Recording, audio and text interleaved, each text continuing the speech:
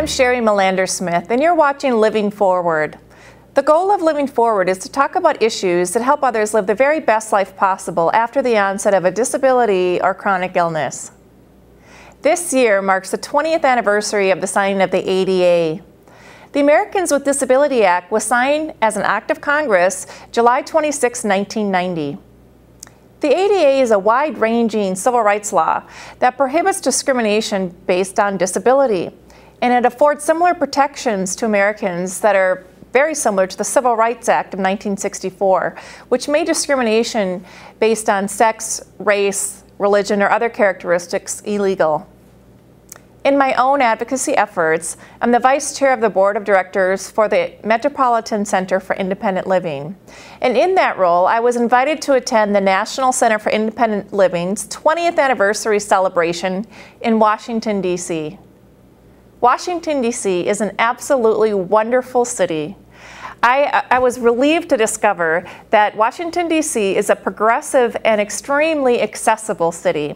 All of the taxis, subways, buses, they're all accessible for people in wheelchairs. And let me tell you, there are so many things to see and do. The Smithsonian and the national monuments were just some of the highlights of my trip. While I was there, I got to go sightseeing. And I got to see places like the Capitol and the White House.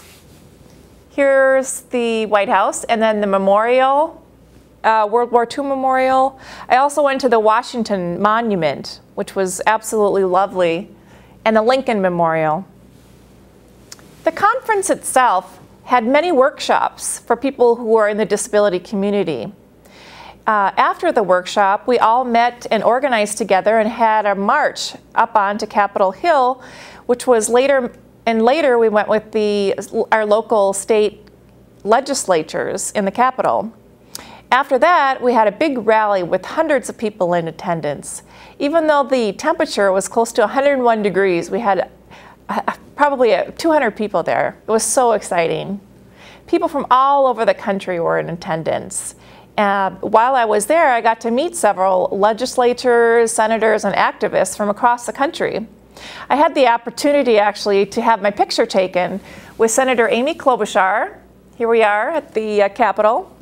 And Tom Harkin, he's a senator from Iowa. Here's a picture of myself with Ted Kennedy Jr.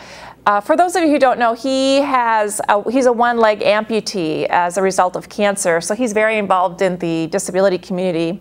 And also, as a guest speaker was Patrick Kennedy. He spoke on civil rights issues, and he's very, very fluent and affluent on civil rights issues.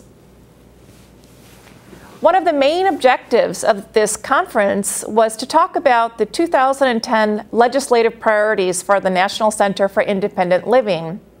And of all of those attending, what we do is we take those on the national level and we bring them back to our own communities to be effective at the local level and at the state level. The Centers for Independent Living are community-based, cross-disability nonprofit organizations that are run and operated by people with disabilities. CILs in themselves are very unique because they have a philosophy that is strictly consumer-driven, and all types of people with all types of disabilities govern and staff each organization. I'd like to discuss some of the legislative opportunities that NCIL is promoting coming up in 2010. The first of which is the Independent Living and the reauthorization of the Rehabilitation Act. The actual Rehabilitation Act is a very important civil rights law that prohibits discrimination based on disability of all activities of the federal government receiving funds from the federal government. And this act has not been reauthorized since 1998. This act needs to be reauthorized so that maximum interpretation can be brought to the potential of the independent living philosophy and the independent living programs. Second is the Independent Living Administration. People with disabilities are best designed and equipped to oversee programs that assist them.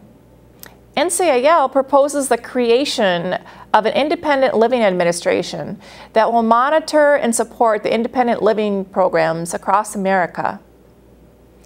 Next, the health reform process, including the community choice option and health insurance market reform. NCIL has been very involved in the process of advocating to end discrimination in the insurance market, create affordable, comprehensive insurance options, and to finally address the long-term care health crisis facing our nation. Healthcare and ending the institutional bias Community Choice Act. The Community Choice Act requires states to offer community-based supports for people with disability. It calls to end the shameful institutional biases in Medicaid. Next, ending the Medicare waiting period. NCIL proposes to end the 24-month Medicare waiting period.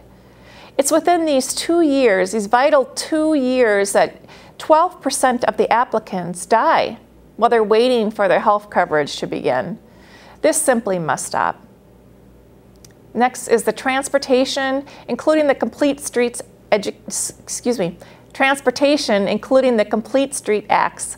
This is a legislation that intends to make sure that all of our streets are accessible for people who are slow walkers and wheelchair users. In education, NCIL proposes to support the prevention of harmful restraint and seclusion in public schools. And lastly, accessible, affordable, and integrated housing. So there you go. Those are the main priorities for the 2010 legislative priorities of the National Council on Disability. If you are a person with a disability, or if you would like to become involved advocating for people with disabilities, I strongly recommend that you contact your local independent living center. If you're local in the metropolitan Twin Cities area, you can contact the Metropolitan Center for Independent Living, and their number is 651-646-8342. Again, that's 651-646-8342. And you can also visit their website at www.mcil.mn.org. www.mcil-mn.org. So that's our show for today. I'm so happy to be able to share my trip to Washington, D.C. with all of you. Thank you so much for watching. Bye-bye for now.